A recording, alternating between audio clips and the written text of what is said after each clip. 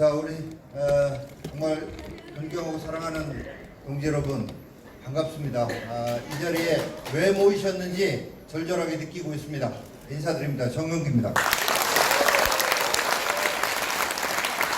본격적으로 제가 말씀드리기 앞서서 근데 궁금해하실 것 같아서 행사 진행과 관련해서 조금 말씀드릴게요.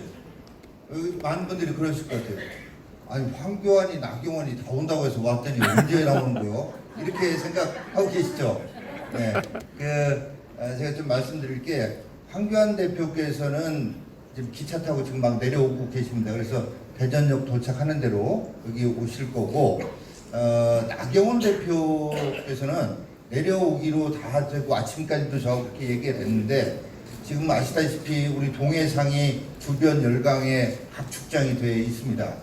이런 상황 속에서도 국회가 그러면 나서서 이거 챙겨봐야 될 거 아니에요. 정부가 잘하고 있나 못하고 있나 불안한 국민들을 대신해서 국회를 열어서 좀 해봐야 될 거 아닙니까? 그래서 나경원 원내대표가 원포인트 하루만이라도 안보국회를 열어보자 어제 제안을 했는데 이 사람들이 답이 없어요. 그래서 어떡합니까? 그래도 옛날에 같이 한솥밥 먹었다고 하는 바른미래당의 오신환 원내대표 좀 만나자. 그래서 우리 둘이 같이 국회를 소집을 하는 거를 요구를 하자. 이거 협상을 하는 일정이 갑자기 잡혀서 나경원 원내대표는 또 며칠 전에 얼마 전에 우리가 경제 토론회 할 때 나경원 원내대표 다녀갔잖아요. 그래서 오늘 나 대표께서는 못 온다라는 말씀드리고 그 황교안 대표 말씀 끝나고 나서 우리 다 같이 일어나서 TV에 보면 이렇게 피켓 들고 하는 피켓팅 이거를 같이 좀 하기로 계획이 돼 있습니다. 시당에서 그렇게 계획을 짰던데 그때 여기 자리 이렇게 막 비고 그러면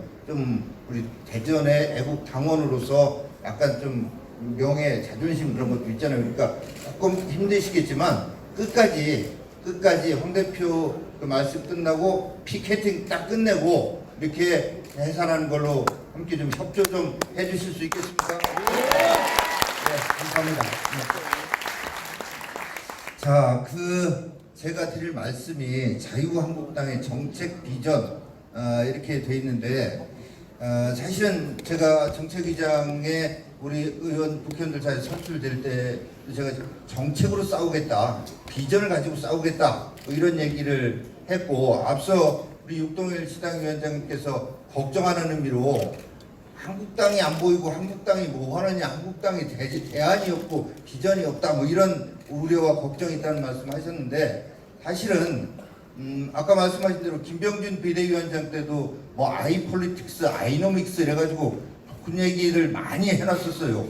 아이노믹스의 경우에는 그때도 제가 보니까 이게 사실 좀 너무 어려워요. 아이디어, 인베이션, 이노베이션, 이니셔티브 그래가지고 막 해놨던데 그거 너무 어렵다. 국민들이 듣고 딱 가슴에 와서 꽂히는 한국당이 내 먹고 사는 문제를 해결해 주겠네 라는 그런 느낌이 오는 그런 표현으로 해야 되는 거 아니냐 이런 얘기도 경선 과정에서도 얘기를 했었습니다만은 그런 정책 비전을 만드는 작업들을 지금 쭉 해나가고 있고 이미 발표도 일부 한 게 있고 그렇지만 앞서 우리 이영규 위원장님 말씀대로 제대로 언론에서 다뤄주지 않는 이런 면이 가장 큰 게 있고요. 근데 그건 어찌 보면 또 이런 최악의 상황이 아니어도 예전에도 정도의 차이는 있지만 좀 그랬어요. 그러니까 정책 얘기를 야당이 하면 언론이 잘 안 다뤄줘요. 그게 왜 그러냐면 일단 야당은 힘이 없고 돈이 없잖아요.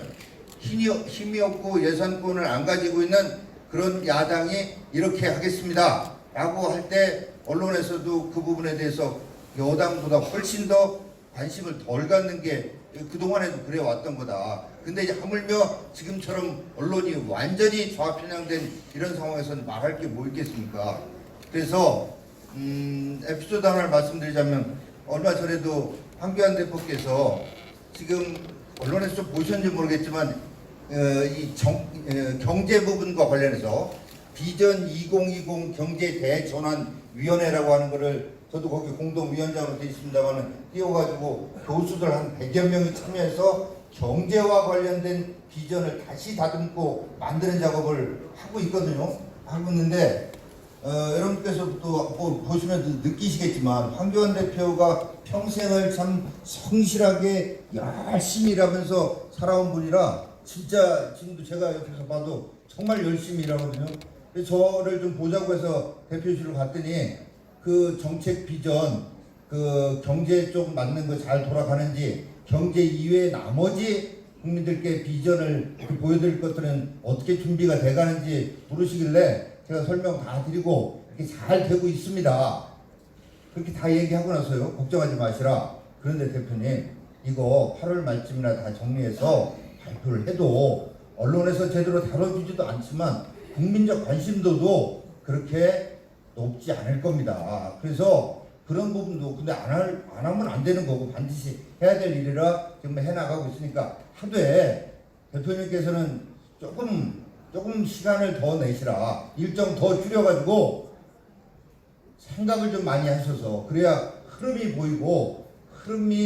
보이면 국민들이 뭘 지금 답답해하는가, 뭐가 어떤 얘기를 야당 지도자가 이렇게 던지면 국민들이 내가 하고 싶은 얘기를 황교안이가 다 하네, 이런 식의 저기가 될 수 있도록 하는 그런 부분에 정책 부분은 제가 조금 더 신경 쓸 테니까 이렇게 좀 해주십시오 하는 이런 말씀을 드렸는데, 오늘도 제가 사실은 그래서 정책 얘기도 말미 좀 하겠습니다만은, 그리고 시작하면서 정책 비전 큰 게 뭔가를 말씀을 드릴게요. 그런데 사실은 지금 이거보다, 그리고 또 정책이 곧 정치고 정치가 곧 정책이고 정책은 내 삶이기도 한 거거든요. 정책 때문에 우리 국민들이 지금 이렇게 힘든 거예요. 그래서 근데 많은 사람들이 정책하면 어렵고 재미없고 기자들부터도 관심을 안 갖는 게 정책이잖아요. 그래서 좀 우회적으로 설명드리기 위해서 내년 선거와 관련해서 이렇게 말씀을 좀 풀어가고자 하는데 그 좀 이해를 해주시기 바랍니다. 자, 선거 때마다 다 들어오셨을 거예요. 여기 핵심 당원 동지분들이니까 이번 선거는, 이번 총선은, 이번 대선은 역사적 명운을 가르는 이런 선거가 될 겁니다. 참으로 중차대한 선거입니다. 이런 얘기를 해왔을 겁니다. 그런데 진짜 내년 4월 15일 선거야말로 우리 역사의 물줄기를 완전히 바꿀 수 있는 이런 선거가 될 것이다. 제 얘기가 아니라 김대중 전 조선일보 주필이 얼마 전에 조선일보에 쓴 거 혹시 읽은 분들도 계실 거예요. 내년 선거 결과에 따라서 이 땅에서 자유, 민주 이런 것들이 다 사라지느냐, 아니면 자유와 민주가 그대로, 그리고 경제적인 풍요와 번영이 그대로 이어질 수 있느냐, 이걸 가르는 선거가 바로 내년 4월 15일 선거가 될 것이다 하는 이 김대중 주필의 얘기도 있었습니다만은, 바로 내년 선거의 의미를 우리가 명확하게 인식을 좀 할 필요가 있겠다. 그리고 이 그렇게 중요한 싸움, 선거에서 이기기 위한 방법은 뭐냐? 몇천 년 전 얘기하고 똑같아요. 원리는 같은 거니까. 적을 알고 나를 알아야 된다. 지피지기해야 이길 수 있겠다. 그래서 지금 저들이 뭐를 하고자 합니까? 그리고 그렇게 해서 결국 종착지가 어떤 세상을 만들고자 합니까? 이걸 우리가 한번 같이 공유할 필요가 있겠다. 이런 취지에서 그렇게 말씀드립니다. 그래서 그 들어가기 직전에 제가 저희 현재까지의 그 좌로 완전히 지금 흐트러져 있는 이 대한민국을 대전환해야 되겠는데 어떤 식으로 전환할 거냐? 자유와 공정으로 하나 되는 대한민국이라고 하는 이런 큰 비전 방향은 설정을 해놓고 분야별로 쭉 지금 만들어 나가고 있는 상태다. 근데 이거를 너무 길게 말씀드리면 한 5분만 얘기해도 또 주무시는 분들 계실 것 같아서 제가 이거는 아무튼 이따가 말미에 시간이 되면 또 조금 말씀드리겠습니다. 자, 이 사람들의 정치가 뭐냐? 지금 이 정권을 잡고 있는 사람들이 하고 있는 이 정치는 어떤 정치인가? 이걸 좀 알아야 되겠습니다. 그런데 여러분, 저는 그거를 4월 29일 날 있었던 일이기 때문에 4.29 좌파 정변이라고 제가 명명을 했는데, 마루와 망치를 들고 폭력을 휘두르면서 이 선거법, 공수처법을 날치기 강행 처리하려고, 불법적으로 처리하려고 하는 우리한테 정말 일방적인 폭력을 퍼부으면서 저도 여기 가슴에 실금이 갔었고 수많은 의원들이 다치고 지금 50명이 넘는 의원들을 오히려 적반하장으로 저희를 고발해 놓고 있는데, 이 사람들이 지난 4.29 좌파 정변을 통해서 뭐를 하려고 하는가, 이거를 좀 알아야 되는데, 그때 우리가 저항하면서 이런 얘기를 했어요. 이 자리에 뭐 이장호 의원님, 이은거 의원님 함께 목소리를 높이면서 또 원외 위원장님들도 또 나중에 함께 올라와 주셨는데 그때 독재 타도, 헌법 수호 이거를 외쳤습니다. 그런데 그러면서 우리가 좌파 독재 이런 얘기를 하니까 저쪽에서도 그러지만 심지어는 우리 쪽에 있는 분들도 이래요. 독재는 아니잖아. 좌파 독재란 말은 좀 심한 거 아니야? 또 어떤 분들은 그래요. 독재는 원래 우리 쪽이 했던 거 아니야? 이렇게까지 얘기하는 분들이 있는데 이 사람들이 하고 있는 이게 독재인가 아닌가를 조금 따져보겠다. 일단 전통적 의미에서의 독재 그리고 요즘 얘기되는 신독재 이 두 가지 의미에서 이 사람들이 독재인가 아닌가 한번 따져보겠다는 말씀을 드립니다. 자, 독재하는 사람들이 처음부터 나는 권력을 주시면 그 권력을 잡아서 반대파를 처단하고 내가 원하는 대로 세상을 만드는 이런 독재를 하겠습니다라고 하지 않잖아요. 그죠? 독재하는 사람들일수록 저를 밀어주시고 저를 뽑아주시고 저한테 권력을 주시면 이렇게 좋은 세상을 만들겠습니다. 정의가 강물처럼 넘치고 공정한 세상을 만들겠습니다.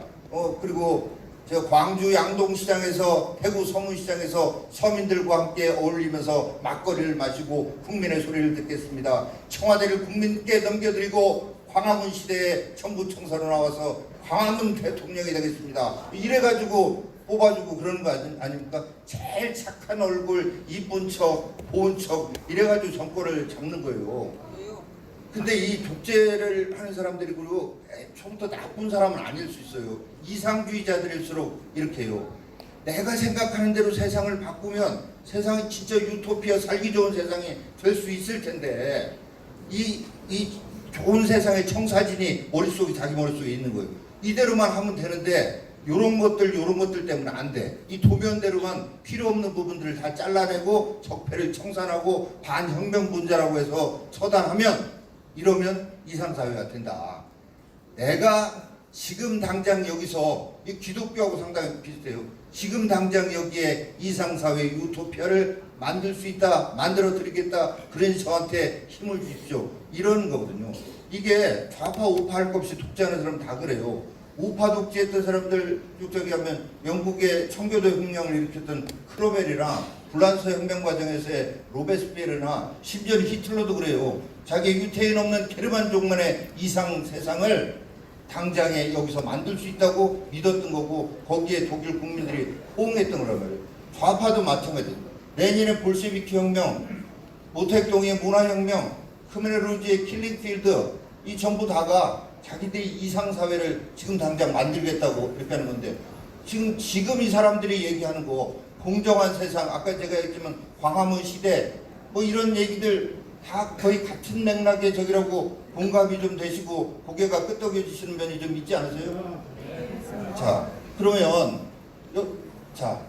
근데 이제 그런 전통적인 의미에서 우리가 봤다면 신독재라는 말을 사실은 우리나라에서는 이 문재인 대통령이 야당 당대표 시절에 제일 먼저 썼어요. 청와대가 국회의장을 부하처럼 다루면서 국회를 능멸하고 있습니다. 모두가 우리의 민주주의를 위협하는 신독재의 징후들입니다. 이렇게 했는데, 자, 신독재라고 하는 게 최근에 이제 나왔어요. 이런 용어가 나왔는데 이 신독재의 특징이 뭔가에 대해서 작년 6월달에 세계적으로 유명한 영국의 잡지 이코노미스트에서 이러이러한 특징을 가지는 게 신독재다라고 하는 얘기를 해놨는데 우리하고 비교해서 한번 해보자고요. 자, 첫 번째가 위기 상황이 발생하고 그 위기 상황 속에서 카리스마가 있는 지도자처럼 하고 등장한다. 자, 박근혜 대통령의 공과가 있습니다마는 애국심 정말 뛰어나고 약속한 것은 반드시 지키려고 하는 정말 훌륭한 면이 많으시지만 어찌됐건 정치에 실패하시고 국민들의 실망 이것 때문에 촛불 난리가 났어요. 잘못된 선동도 있었죠. 거기에는 잘못된 정보로 방송에 그런 것도 있었지만 난리가 나서 국가 위기 상황이 발생했는데 그때 사실은 문재인 대통령이 그렇게 카리스마가 있는 훌륭한 정치인이었습니까? 자기 당 안에서도 아무도 인정을 몇몇 핵심 운동권 출신을 여기 빼놓고는 인정을 안 해가지고 심지어는 어떤 의원이 그쪽 당에 있는 사람이 저보고 그랬어요. 아니 도대체가 깜이 안 되는 사람이 대통령을 한다고 그래요. 정 의원님 당을 떠나서는 좀 막아야 됩니다. 그때도 그랬어. 그래서 그 당 안에서도 어땠어요? 민주평화당 쪽이라고 호남분들 떨어져 나갔죠. 안철수 의원 따라서 또 국민의당이라고 떨어져 나갔죠. 다 그랬던 거 아니에요? 사실 그렇게 저기 한 분도 정치력이 있거나 자기 당내에서 그것도 안 되던 분인데, 아니 어느 날 갑자기 막 문재인 대통령, 문재인 후보 이 사람이 하면 세상이 전부 다 좋아질 것처럼 저기 하고, 지금도 일부 뭐 맘카페나 좌파들 활동하는 사람들은 우리 인이는 생긴 것부터 착하고 우리 인이가 하는 건 다 옳고 우리 인이 하고 싶은 대로 다 해보라고 하는 이런 코미디 같은 일이 벌어지고 있는 거 아닙니까? 그 촛불 위기, 대한민국의 대위기가 없었다면 등장할 수 없었던 그런 거 아니겠어요? 자, 두 번째, 끊임없이 적을 찾아낸다. 끊임없이 적을 찾아낸다. 지금 어제 청와대에서 윤석열 신임 검찰총장이라는 사람, 그 부인, 그 어머니, 장모하고도 해서 말도 많은 부인까지 해가지고 문재인 대통령이 우리 검찰총장, 우리 윤석열 검찰총장 하면서 희희낙낙 하던데, 참 그거 보고 많은 국민들이 어떻게 생각했습니까만은, 그 윤석열 검찰총장이 서울중앙지검장 할 때 수사 과정에서 자살한 사람만 4명 아닙니까? 가둔 사람이 수백이에요. 끊임없이 적을 찾아내서 적폐 세력이라는 이름으로 탄압을 하고 잡아 가두고 이런 적을 했고, 그거 얼추 저기 하고 그 양반이 좀 떨어져 가고 적폐 얘기 좀 이제 징그럽다 얘기 나오니까, 그러니까 지금 친일 찾아내는 거 아니에요? 그죠? 친일로. 아니 우리 대한민국에 개인적으로 누구 일본 사람하고 친한 사람 친구가 있을 수는 있어. 근데 집단적으로 일본을 좋아해서 친일하는 사람이 있습니까 사실? 왜 없는 걸 만들어가지고, 왜 없는 걸 만들어서 친일이라고 하는 이런, 이게 끊임없이 적을 찾아내는 신독제의 기법이다. 근데 이거 말고 또 있을 거예요. 내년 선거 전에. 조금 이따 제가 말씀드리겠지만, 끊임없이 적을 찾아내서 국민을 편가르게 한다. 세 번째, 자, 자기 앞길을 가로막을지도 모르는 국가의 독립기관들을 정권 편으로 만든다. 중앙선거관리위원회에요. 상임선관위원이라는 사람이 선관위 직원들 전체 인사권 다 쥐고 선관위의 결정도 좌지우지하는 그런 자리가 딱 한 자리 있는데, 그 자리를 중앙선관위원 독립기관이어야 되잖아요. 근데 그 자리를 자기 선거 캠프의 공신으로 있던 조혜주라는 사람을 우리가 그렇게 반대하고 국민들도 반대하기엔 높았음에도 불구하고 임명 강행하잖아요. 지금 한일관계 관련해서 이러잖아요. 대법원에서 판결한 걸 사법기관이 판결한 걸 어떡하냐라고 지금 이렇게 국가적으로 국민들이 불안해하는데도 대통령이 이러고 있는데, 근데 사실은 이 대목에서 참 여러분 이런 거 아니에요? 자, 집안에서도 어떤 일이 일어났어. 걱정거리가 큰 게 있어. 그러면 정상적인 부모면 어떻게 할까요?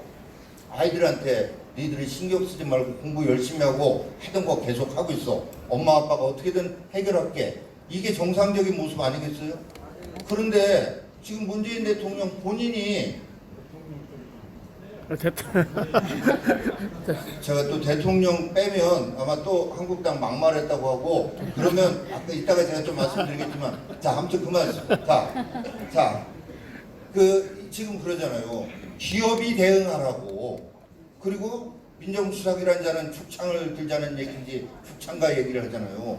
아니 이거 아까도 얘기했지만 김명수 대법원장을 임명하고 우리 법 연구회 등등 해서 좌파적인 그 법원 내 사조직들이 다 대법원과 법원을 장악하도록 하고, 그러고 나서 나온 판결을 가지고 그걸 법원에서 한 거 뭐 나는 모르겠다라고 하고 기업이 알아서 대응하라고 하고 축창가를 얘기하고, 이거는 이래야 될 거 아니겠어요? 기업인들은 기업 활동에 전념하시고 국민들은 생업에 전념하십시오. 외교적으로 제가 단판을 짓든 찾아가서 어떻게 하든 아베를 설득하든 제가 해결을 해내겠습니다. 이게 대통령다운 대통령 모습 아니겠습니까?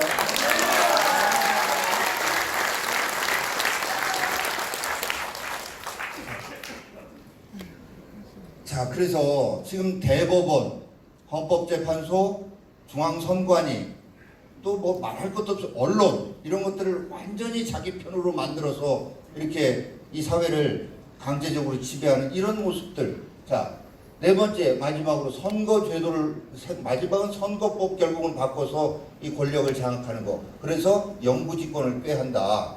이게 영국 이코노미스트에서 작년 6월 달에 정리한 건데, 여러분 이거하고 전통적 의미의 아까 독재 이거 관련해서 우리 지금 한번 쭉 봤습니다. 제가 여러분들께 여쭤보겠습니다. 이 정권, 이 문재인 정권 독재입니까? 아닙니까? 독재 맞아요. 아까 이영규 위원장님 말씀하셨는데 뭐 가보면 그런 식으로 몰타기 하는 사람이 있다고 했는데 독재 얘기하면 지금 때가 어느 때인데 독재 타령을 하고 있어. 한국당 니들이 숙골 아니야? 니들이 옛날에 독재했잖아. 이런 얘기 할 때 이렇고 이렇게 다른 기억 안 나더라도 독재다 독재라고 얘기를 할 수 있어야 됩니다. 좌파 독재. 네, 좌파 독재. 네. 자, 그 선거법, 공수처법을 조금 더 말씀드릴게요. 자, 선거법에 대해서 이 심상정이라고 하는 이번에 다시 대표됐어요. 거기도 대표하다가 물려줬다가 또 대표됐다가 이거 보면 저 푸틴 대통령이 메드베데프한테 물려줬다가 또 대통령하고 이런 생각나. 이게 원래 좌파들이 이런 저게 있어. 근데 이 뭐라고 얘기했습니까? 뭐라고? 국민들은 알 필요 없다고. 그냥 찍으면 된다고. 자, 이런 거예요. 우리가 축구 경기를 하면 밤잠을 설치면서 왜 그거 봅니까? 어느 팀이 이길지 모르니까 보는 거잖아요. 근데 이 선거법대로 하면은 선거 결과가 미리 정해져 있는 거예요. 우파는 아무리 열심히 해도 과반이 절대 안 되고 좌파들은 아무리 못해도 무조건 과반이 되는 그런 선거법을 하자는 겁니다.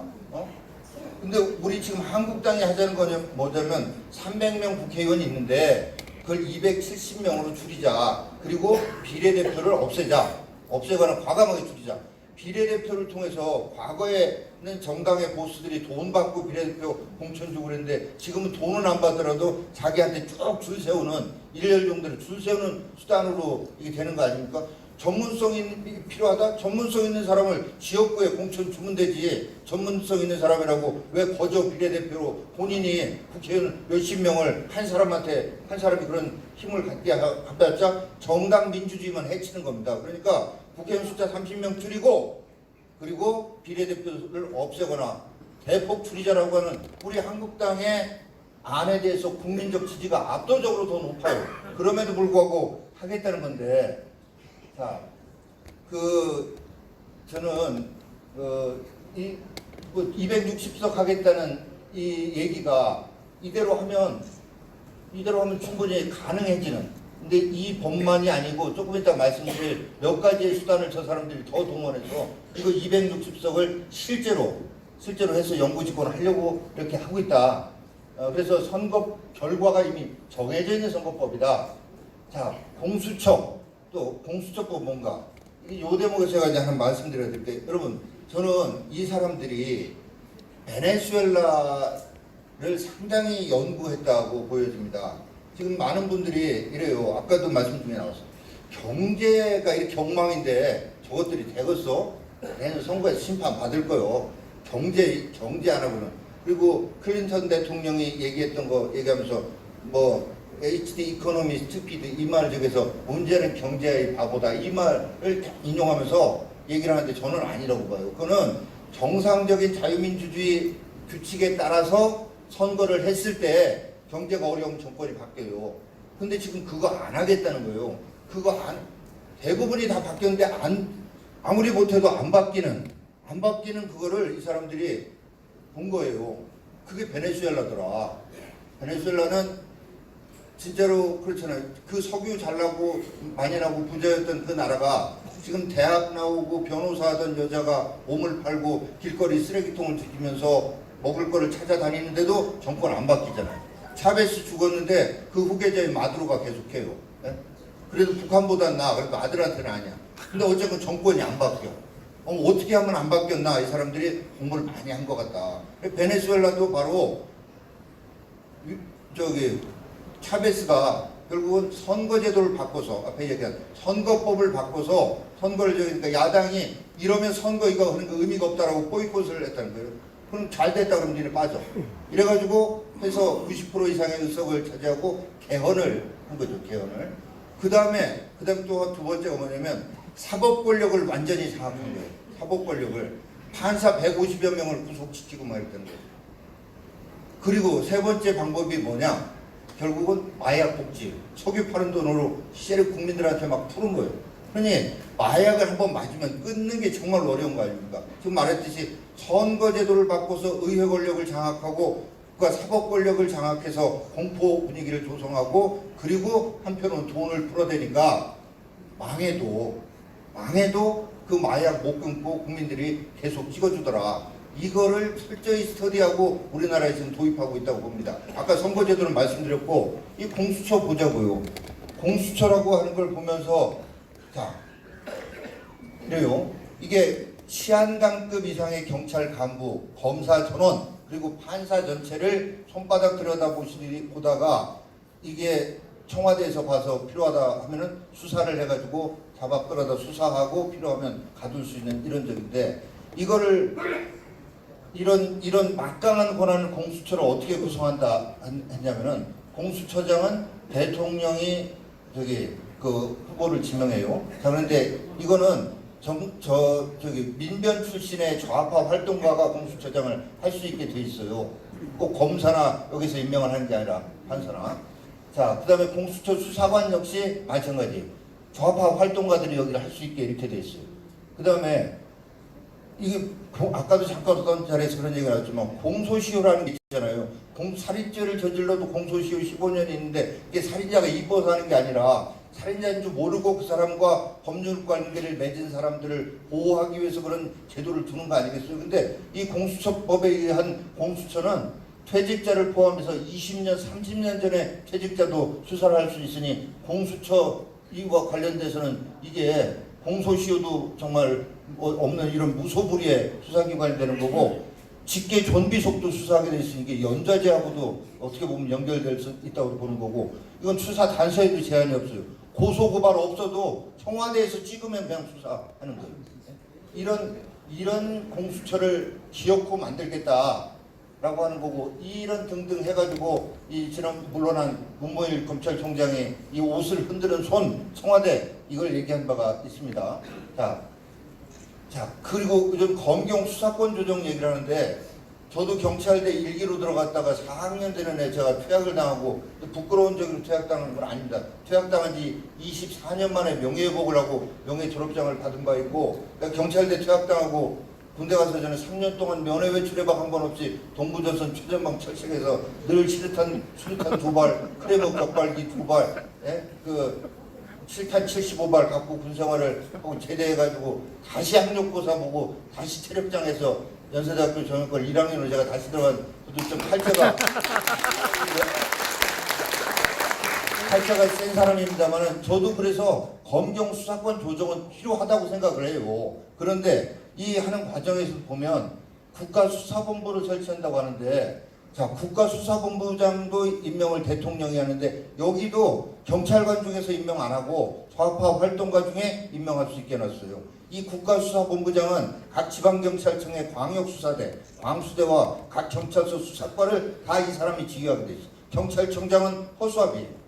그리고 자치경찰제를 도입하면 각 시도의 자치경찰본부장, 대전시 자치경찰본부장도 경찰관 쪽에서 임명한 게 아니라 요즘 여기 대전에도 많이 돌아다니잖아요. 다 완장 찼어, 완장. 뭐예요? 좌파 활동, 무슨 시민단체 하든 좌파 민변 활동하든 지금 여러분들 대한민국의 4대 권력기관 이렇게 얘기하잖아요.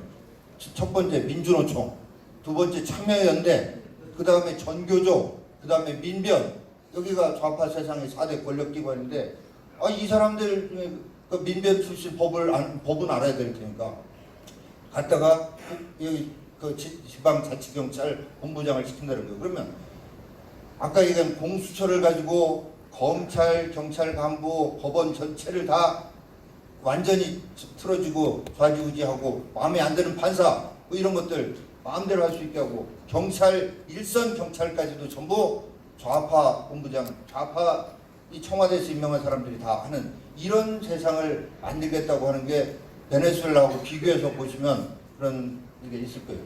자, 그 다음에 앞서서 이제 마지막 제가 끝없는 마약 복지 얘기를 했는데 이 정부가 지금 하고 있는 게 어제도 기재부 세제실장이 와서 얘기하는데 보면 가진 사람 뭐 많은 사람한테서 그렇게 세금을 더 걷어가지고 포용성을 강화한다고 국가가 다 안아드리겠다는데 그럼 국가가 다 안을 수도 없을 뿐더러 국가가 안는 그 자체가 어떻게 보면 독재고 그렇게 해서 성공한 나라가 한 군데도 없다는 게 명백한 역사적인 진실인데 그런 세제개혁안을 가지고 와서 제가 그 세제실장한테도 좀 쓴소리도 하고 그랬습니다만은 아무튼 그런 면에서 우리가 이 세 가지 기제를 통해서 지금 나라가 망해도 정권이 안 바뀌는 베네수엘라하고 지금 우리나라가 비슷하게 가고 있지 않는가 하는 이런 거에 대해서 여러분들 각자가 다 느끼시는 바가 있을 것 같습니다.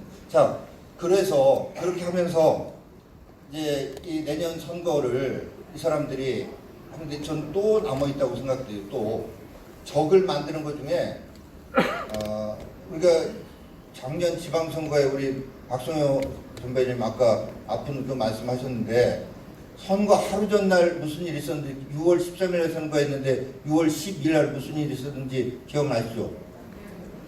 싱가포르 회담을 그 날짜로 잡았잖아요.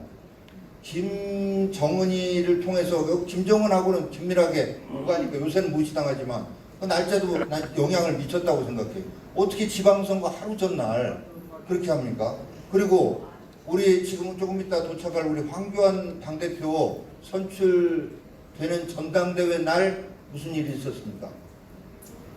하노이 정상회담이 또 있었어요. 내년 4월 15일 날 내지는 4월 14일 날 김정은이가 여기 온다고 안 온다고 얘기할 수 있습니까?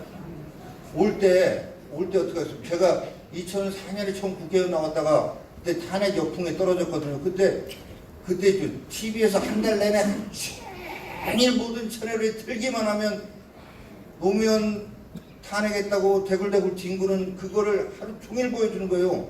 그러니까 다른 지역은 말이에요. 지겨워졌는지 나중에 별로 안 찍었어. 그래서 박근혜 당시 대표가 당을 살려내는 선거가 됐는데 우리 충청도 조금 늦어서 그런 것 같아요. 처음에는 분위기 괜찮은 것 같더니 다니다 보니까 아유 한나라당 도둑놈들이 지들은 뭘 잘했다고 대통령을 탄핵을 하고 그래. 뭐 그러더니 충청도에 전멸했어요. 그때 전멸. 그랬는데 저는 이런 거예요. 이제는 이 사람들도 몰라 한 달 내내는 알지 몰라 약발이 오래 가지 않는다고 생각하니까. 근데 이런 거예요. 그때 이렇게 봅니다.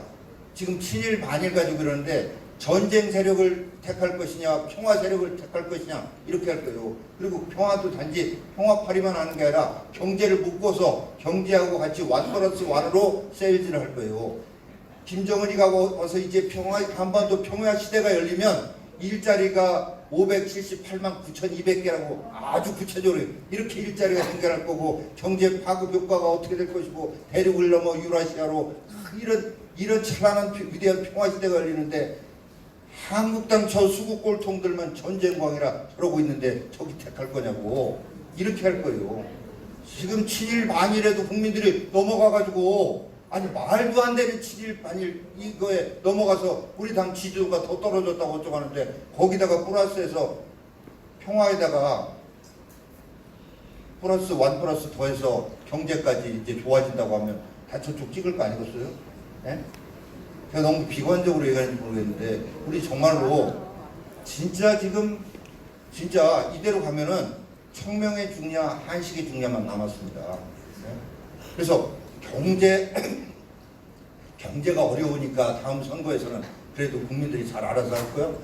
이미 게임의 결과가 정해져 있는 게임의 룰로 게임을 하는 데다가 경제 가지고는 통하지도 않는 이런 선전선동 그것도 베네수엘라에서 써먹고 성공했던 모든 수법을 총동원해서 종합 세트로 밀고 들어오는데 과연 우리가 어떻게 될 것인가. 저는 정말로 모든 걸 걸고 싸워야 되는 것이다. 근데 우리의 모습은 어떤가 보면 제가 그런데 다 이렇게 물이 점점 뜨거워지는 데 있는 개구리 같은 아직은 따뜻하네 그냥 있을 만한 이런 지금 상황 아닌가. 그러면서 그 개구리들이 어떻게 하냐면요 서로 손가락질해 서로 그 무슨 아직도 개파 얘기를 하는 국회의원이라고 하는 친구들 정말 정신 못 차리는 그런 친구들도 있고, 우리 동지 여러분들 중에서도 서로 편이 갈려가지고 저놈 만나가면 저놈 있는 나는 한국당을 못한다는 둥, 뭐 이런 저기. 또 사실은 저는 우리 당이죠, 과거에 어느 시점까지는 막말하는 거 있었어. 근데 그 이후에 전 최근에 적어도 금년도 우리가 2월 27일 날 전당대회를 했는데, 그 전당대회 이후에는 저는 우리 한국당에 막말하는 사람 없었다고 감히 얘기합니다. 진짜. 근데 저 사람들이, 그리고 좌파 언론이 막말 프레임 저기 해놓고 막말이라고 하면 같이 손가락질해요. 같이. 예? 그거 막말했다고. 아, 막말 좀 하지 말어.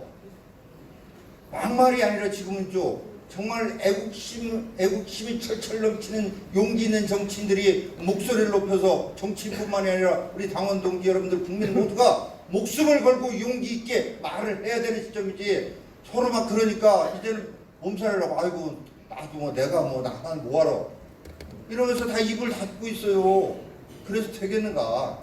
지금 우리 모두가 입을 열고 말을, 용기 있는 애국적인 말을 해야 될 때다. 바람 말려.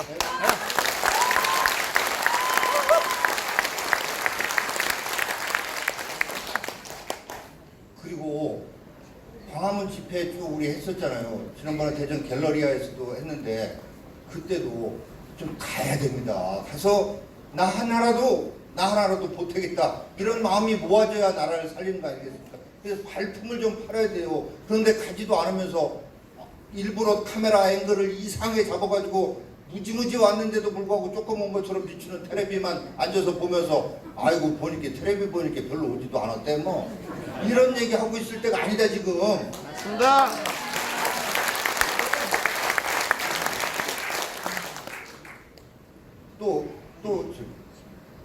저 대한애국당은 활동 자금이 참 넘쳐난대요. 지금 우리 공화당인데. 근데 나라 걱정하는 마음 다 있으시지만 우리 한국당 지지하시는 분들은 후원해야지, 후원. 근데 이래요. 사실은 정상적인 정치할 때는 국민들 다 생업에 종사하고 그냥 정치는 정치인들한테 맡기는 게 맞는 거죠. 근데 지금 그런 상황이 아니라, 이제 만약에 내년 총선이 무너졌다, 그 다음에 어떻게 될 것인가 한번 생각해 보세요. 정말로 끔찍한 상황이 올 겁니다. 태영호 공사가 얼마 전에 저희 대덕구 교회에 와서 얘기하는 얘기를 들으면서 저는 정말로 모골이 송연해졌는데, 그게 결코 남의 일이 아니겠구나 하는 이런 생각 하셨어요. 지금 기업들이 떠나고 있어요. 제가 한 얘기가 아니라 매일경제나 신문에 보니까 부자들이 한국을 떠나고 있던 부자들의 엑소더스 얘기를 해요. 이게 제가 더 이상 얘기하면 또 저길 테니까, 이게 이런 일들이 있었던 나라들이 그 말로가 어떻게 됐었는지. 그러니까 막을 수 있는 거 내년 총선이다. 내년 총선 무너지면 그 다음에는 정말로 좌파 영구 집권의 길로 간다. 저는 제가 이 말도 조심스러운데 좀 말씀을 좀 드려볼게요. 지금 아베가 하려고 하는 게 뭘까요?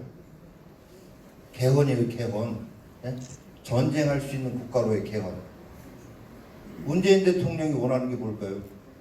개헌이에요, 개헌. 근데 그러면서 왜 둘이 그거를 위해서는 국민 감정을 막 해야 돼. 그러면서 왜 국민들을 앞에 내세우고 지금 기업들 앞에 내세우니까. 제가 여기까지만 말씀드리겠지만, 국내 정치적 목적이 참 이심전심으로 다 느끼실 겁니다. 이심전심으로. 그래서 대표님 어디쯤 오시나요? 거의 다 오셨나? 그래서 이 부분을 정말로 이 사람들이 노리는 대로 내년 4월 총선이 안 가도록 하기 위해서는 한국당 똑바로 좀 해. 한국당 왜 저렇게 못하는 거야? 이렇게 할 때가 아니기 때문에 제가 감히 말씀드리는 거고, 그래서 세 번째로 말씀드리고 싶은 것이, 우리도 지갑도 열어야 된다. 지갑도 많은 돈은 아니더라도 지갑도 열어서 같이 이 나라 살리는, 일단 살려놓고 봐야 되지 않겠어요? 그런 일에 우리 다 같이 함께 좀 나서자, 이런 말씀을 드리면서 제가 이 말씀 맺으면서 같이 한번 구호를 좀 외쳐봤으면 좋겠어요. 이 나라 살리는 거 누구 정치인 국회의원만이라 여기 모인 우리부터 나부터 시작해야 되고 그 시작의 방법은 다른 것보다도 입을 열고 발품을 팔고 지갑도 열어야 되는 거다. 나는 이 말씀 간곡하게 호소를 드립니다. 제가 그런 면에서 여러분들 입을 하면 열자, 발품을 하면 팔자, 지갑도 하면 열자 이렇게 한번 앉은 자리에서 오른손 들고 좀 한번 화답 좀 해주시길 부탁드립니다. 자, 입을 하면 열자, 발품을 하면 팔자, 지갑도 하면 열자 이렇게 좀 해주십시오. 자, 입을 열자. 발품을 팔자. 지갑도 열자. 네, 대단히 감사합니다.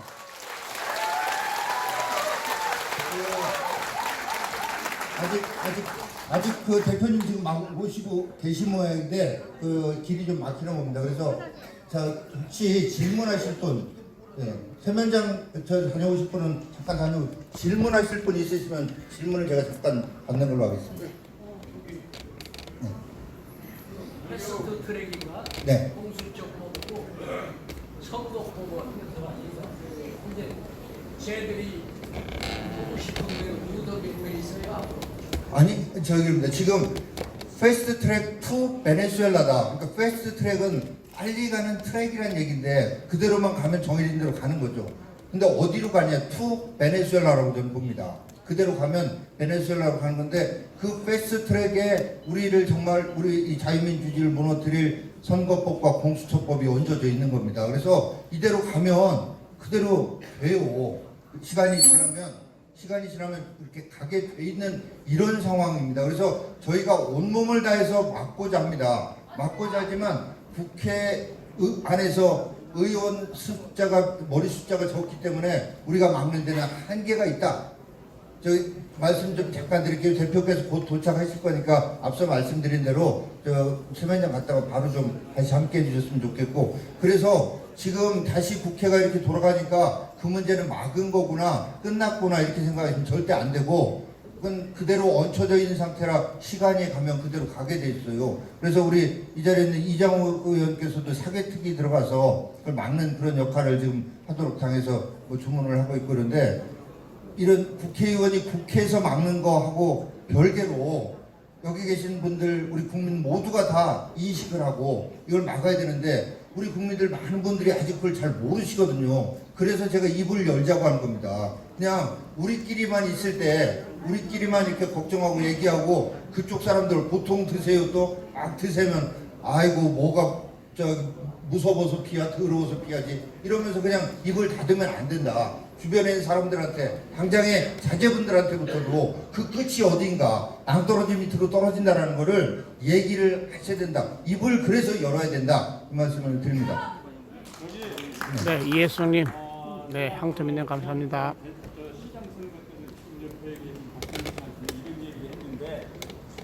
투표에서는 이기고 개표할 적에 질 수 있는 것이 우리 여건이 답답하다. 그래서 나는 진짜 그 걱정되는 것이 요즘 그 카톡에도 올라오는 걸 보면은 안우정복술 그 대표라는 그 유재하 씨가 한 말이 있어요. 어떠한 압력에 의해서 부정선거를 했다.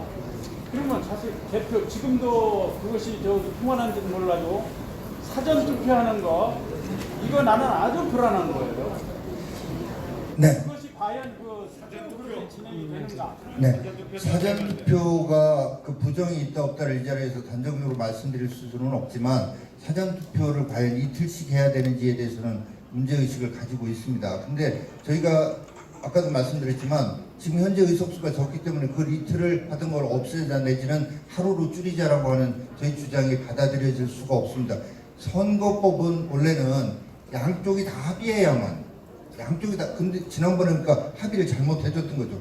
양쪽이 다 합의해야만 게임의 규칙이 바뀌어지는 건데 이 사람들은 강제로 숫자로 밀어붙여서 하겠다는 건데 어쨌든 저희 문제의식은 가지고 있고, 그 다음에 개표, 전자개표의 어떤 부정의 가능성 이 부분에 대해서도 예의주시하고 있습니다. 그런데 그거 상관없이 앞서 말씀드린 대로 이 선거법이 그대로 통과되고 의석수가 늘어나서 비례 숫자가 더 늘어나고 이렇게 되면요 지역구에서는 설령 우리가 과반을 한다 하더라도 전체 비례까지 합치면 우리가 과반이 아니고 저쪽이 과반이 되는 이런 선거제도다.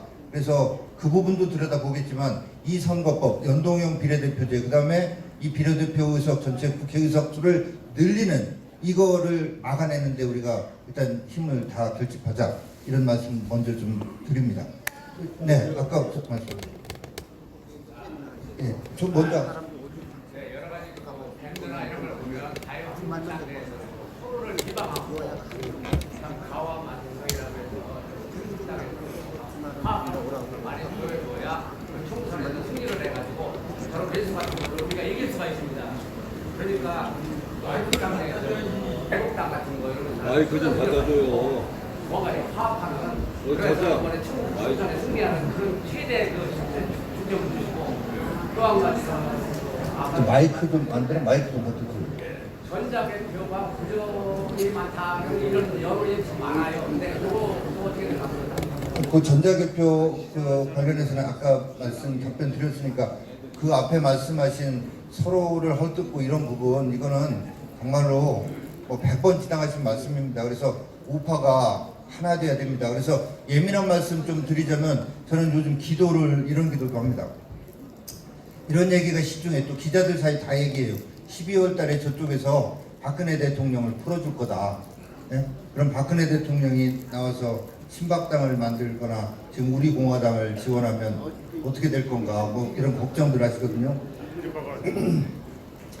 저도 참 진짜 걱정해요. 정말로 그렇게 되면 가뜩이나 지금도 그런데 여러분들도 그거 다 걱정하시죠?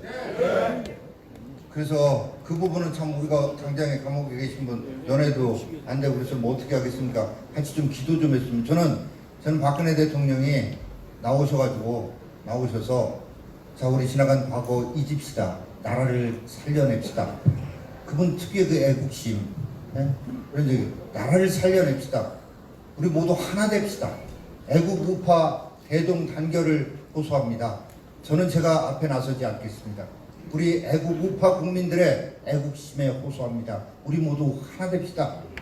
이렇게 12월 달에 아마 저 사람들 좀 풀어줘서 그분 지금 몸도 정말로 불편하시다니까 좀 나와서 그런 얘기를 해서 우리 우파가 대동단결해서 위기에 빠진 대한민국을 구해내는 그런 꿈을 꾸고 기도를 하는데 여러분들 함께 좀 그런 꿈을 꾸고 기도를